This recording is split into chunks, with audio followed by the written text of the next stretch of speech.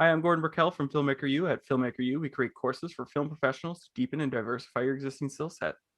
Learn more at filmmakeru.com and follow us on Twitter at filmmaker_u. And of course, on Filmmaker U's YouTube channel, make sure to hit the subscribe button and check the notification bell to see our weekly videos. Every week, I'm joined by a film professional to discuss their work. And this is made possible by our sponsors, OWC. For more information on how they can assist you in your filmmaking needs, go to owcdigital.com. This week, I'm joined by editor JoAnne Yarrow, whose work includes American Crime, Claws, and the recently released Only Murders in the Building, among other great shows. Welcome to the show, JoAnne. Thanks for having me. Now, when we were setting this interview up, we were sent a quote by you that's, there are no rules telling about editing. There's no rules. Telling a compelling story is always my number one goal, to have people connect to the material. How would you describe a compelling story for yourself? For me, it's about, like I said, getting the viewer connected to the character, making them care about, what happens to them, and be entertaining too, all of the things, you want to be entertained, you want to go on that journey. Mm-hmm. So it's all the elements, it's tone, it's pace, it's all the alchemy that makes it into something that you want to watch. Now, were you a fan of murder podcasts before taking on the show? Yeah. So I mean, it is really funny because I think women especially have sort of this fascination with true crime. Mm-hmm. And I always have myself been a little bit sort of morbidly fascinated with serial killers and all of that stuff. I've gotten a little bit into the podcast true crime thing, not as much as some people, for sure. But it was an element that definitely intrigued me as part of this story. So it was like a perfect. What's interesting about that is my wife is into true crime, and her theory is the reason it's such a viewership or listenership is so woman focused is because women are basically, it's like planning and to protect yourself in the long run, because it is, everyone's raised to in sort of like a defensive manner. So yep, absolutely. Now, sadly, yeah. Now Steve Martin is listed as one of the creators of the show. Was he involved in the edit suite? No, I mean, all the cuts went to all three of them, and they would give notes, feedback. But no, I didn't unfortunately get to work directly with him. And he co-wrote the first episode, but which is I think brilliant, so it was just such a treat. Even I got to see him on Zoom, in meetings and whatnot, but no, we weren't able to work together in that. Well, I'm always interested because he seems to be a very creative person, whether it's creating a book over Twitter or putting on an art show in Toronto. He's always doing something. Playing the banjo. Playing the banjo. Yeah, which is and then or the accordion in the show. Yeah, exactly. So then when you're getting the rushes in for all these, like actually all three of them were phenomenal. What did you notice in terms of the differences in their pacing or their delivery, I guess, of the lines? Because I think about comedic actors and I think about improv, and they all sort of have a sense of pacing to the way they deliver things. Did you find a really different set of pacing between everyone? I think, Steve and Marty are so, I will say all three of them came off as being best friends. Even between takes, there was a family element that was there from the first time I saw the first day of dailies. And, they have their rhythm naturally that has been there for however many years, how many decades. And so that kind of is similar. I think what Selena adds is a counterpoint. She has sort of a dry kind of like millennial type reaction, I think, to them, which is great. It is this like intergenerational thing that's happening as well that we get to see. So it adds a little flavor. They are sort of like a bit faster paced, and I think Selena's character Mabel is just a little skeptical of them to begin with, and so she's more of sort of like she's there for like one biting line, to really get in there, and it's kind of a different thing.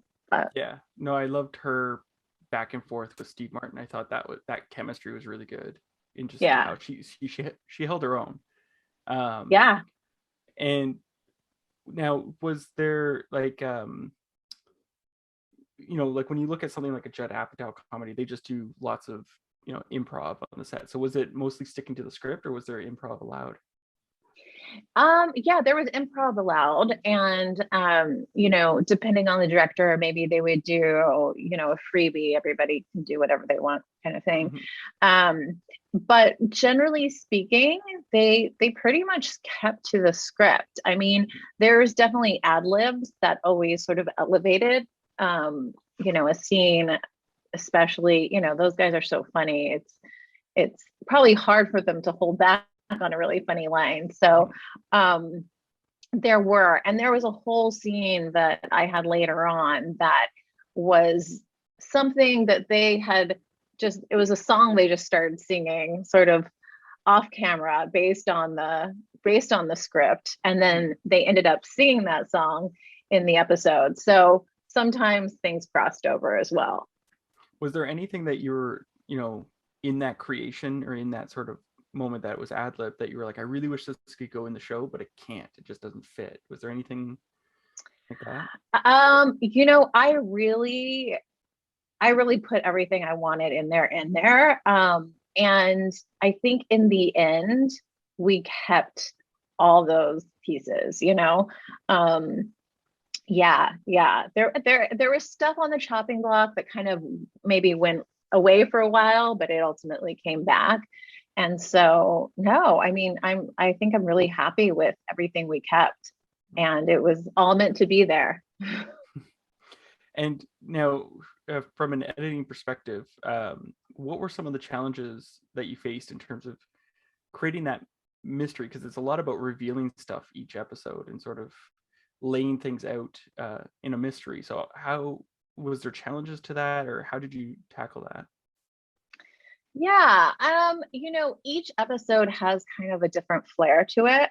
And some are more geared towards the murder mystery of it, and some get into a little bit more of individual character and sort of their own story. And so I think in hindsight it was sort of like, let's go back to the mystery, let's keep the focus on that. So there was one episode that I had that we actually ended up doing some reshoots and sort of reimagining of it, just to make sure we're really driving home, like keep the thread going of the mystery of it all, because that's really the fun part of it. Well, it must be frustrating to talk to your friends about the show or anybody about the show, because you're like, can't give away the mystery. So something happened, but I can't say what it is. I know my husband, because I've been editing from home. So my husband would walk by and he'd hear certain lines and he was cracking up, but he always refuses to watch anything regardless. Even after you put it? Okay. No. Once it's out, but he wants to see it with the color and the sound and everything. So he's so hard. He was like, I refuse to watch your work. So harsh. And so he was really worried about, I don't want to know anything. At one point he's like, I think I know who it is. I'm like, trust me, you don't. It's okay. So. Yeah. Well, and even the start sort of teases you into a direction. Yeah, it's a lot of fun. So was there a or scene or a moment that you are able to talk about that was really challenging for you, that once you finished it, you're like, wow, this is a great example of my work? Oh, that's a good question. I think I can't think of a specific scene, but just to be really honest with you, coming onto the show as a whole, I didn't have a ton of comedy experience. Mm-hmm. And the show as a whole was going to be a challenge for me, in the sense that I really had to show that I could do this, Mm-hmm. And so I would say the first episode that I had, which was episode 2, was just, it was sort of a test to all of us. Like, is this gonna work out? And I, in the end, I'm really, really happy. I mean, there's one scene towards the end of that episode, where they're all in the kitchen, talking about having walked through Tim Kono's apartment. Mm-hmm. And it was the first time I sort of got into my groove. I kind of fell into it. I felt what the show was, and it came actually really naturally and easily. Mm-hmm. And it's also the scene that really didn't change. There was, I think we changed one take and we added head to one of the shots, but all in all, it remained that original cut. And I think probably I'm proud of that, that was my first sort of test. Can I do this? And it ended up working out. So what are some of the challenges of comedy editing that you found? You just don't want to, with these actors, the funny is there, right? Mm-hmm. And so I think the challenge would be if you're on a comedy and you're trying to create the funny and it's not there. So for me, it was really just maintaining it, honoring the performance, not getting in the way. Same with, drama as well. You want to make sure you show them in the best light, that things hit, that when you watch it in dailies and you laugh out loud, when you watch it back, when it's cut, are you still laughing out loud? Has it lost something? Is that because of you? So does it need tightening? Does it need breath? All those things come into play. I mean, it is the comedy, like it definitely feels like there is just, you're really paying attention. I mean, I had one insert at a point that I could not figure out on the comedic timing of it. And it was, 2 frames, it was literally down to that. And I need a little more. And I'd add to, no, that's too long. Why does that feel so long? And then, I try one, and so it's a delicate balance, I think. Yeah. Well, and you sort of, you kind of hinted at some of the things in there, in terms of, I guess, I'm just trying to think of how to ask this without giving away secrets to the show. Yeah, I know. Well, I guess so. Let me I guess circle back, and I'll try a different question here. So like, if you started, editing in, or assisting in big features, all these Planet of the Apes and what have you, what did you learn from that experience on major features that you brought to a show like this? I will say I learned a lot in my assisting days and working for those specific editors that I worked for in those environments. Specifically, I mean, there's 2 things, both on Rise of Planet of the Apes and Snow White and the Huntsman. I remember there were times that the pressure was just really on. Mm-hmm. And it was about staying calm, in the storm. And I had one editor tell me one time that as an assistant, I think you're going to be an editor one day. And I was, oh, so flattered. And he was like, not because you're good, not because you're good. But because you're not afraid to press play. And I think that is, you can toil away and you can just fight with yourself and double, question yourself about all the decisions you make in a cut. But ultimately, you have to press play. You have to show it to someone, and you have to be brave enough to do that. And so those are the things, remaining calm, and not being afraid to sort of just try and fail, because you can fail, and it's okay. That's part of the process, So that, and then in a more technical way, I worked with a comedy editor, David Rennie, for a long time, and he let me cut very early on as a PA, sort of kind of watching over me and seeing how I did. With the action stuff, I really learned sort of more seamless editing. And it wasn't that the editors sat me down and showed me how to do things, but I would literally learn things from looking at a timeline, so I could see. I remember one time on Rise of the Planet of the Apes, there was a cut, and I don't know if it was Mark Goldblatt's or Conrad Buff's, but there was, I was turning something over, and I was sure the shot was one shot, and it was two shots seamlessly put together. And I just stared at that over and over and over. How can this be done? This is incredible. I mean, it looked like one continuous shot. And there was nothing fancy to it. It was just really simple. And so, and another time, Eric Sombrennen, who I worked with very briefly on the Onion movie. It was like my first movie. I remember a very simple scene, watching it. It was really funny, but it was just two people, medium shot, no big deal. Okay. And then you look at the timeline, and I'm seeing it's actually a split screen, and he reversed the action on one side. And there was actually a lot going on that you would not know just watching it. You just think it was perfect. So there's little things like that too. So, yeah. Now, you talked about keeping calm. So do you have any strategies that people could use to stay calm in heated moments? Strategies.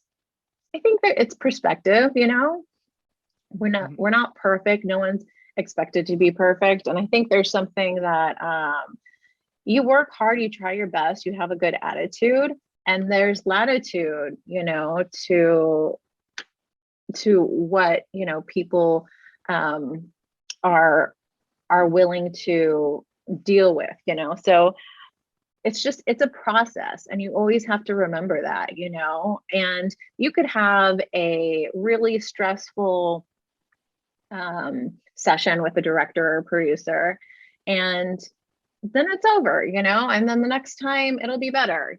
It's only a show, it's only a TV show or a movie. It really isn't that dire. And I think the one thing I always try and think about is having fun.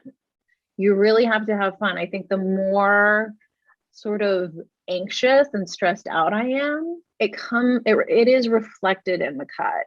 And so I find when I find joy, I have a better time and I have a better result. Now, what would you say was the most fun scene then to cut in Only Murders in the Building? I know it's wordy. Well, it's not that it's wordy. It's just like a tricky, because it's from the saying, and then you're like, why would you put that as the title? But that's part of the funny bit in this show. Right. So. Yeah. The funnest part. Well, I really loved this scene where, in episode 3, there is a bit of a fantasy sequence, let's call it, with Oliver. And in episode 8, there's a bit of a callback to it. And it's fun. It was fun to sort of go, like, take it to an extreme, and be a little bit out there with performances sometimes, to me, it was just really funny. And I just had just such a joy cutting it. It was cracking me up the entire time. And I think that's the other thing, this show came to me in the middle of the pandemic, and it made me laugh every day. So it was just such a relief to be looking at the footage every day. Now, I have one last question I like to ask everyone. We've been stuck in this pandemic for quite a while, and a lot of people have turned to streaming services for entertainment. Is there a show or a movie you've discovered over the pandemic that you think people should check out? You know, I was really using that time as escapism. So a lot of it was, things like The Great Pottery Throwdown and things that just sort of soothing balm. They just wash over you and you're like, yeah, okay. Yeah, like, oh, let me watch this person make pottery. But I May Destroy You was probably one of my favorite shows last year. And it really moved me. I thought it was such a thoughtful look at sexual assault and a really well-rounded viewpoint of it. And I thought it was beautiful. I love the way it was edited. I just love every part of the storytelling aspect of it. I thought it was great. Wow. Yeah, it was a fantastic show. Yeah. Very good. Yeah. Well, thank you so much for letting us interview. And that's our show for this week, guys. Make sure to check us out at filmmakeru.com for our latest courses and follow us on social media, filmmaker_you. I want to thank our guest again, JoAnne, for joining us. And of course, our sponsors, OWC. Go to owcdigital.com for all your filmmaking and computer needs. I'm Gord Burkell. Thanks for watching.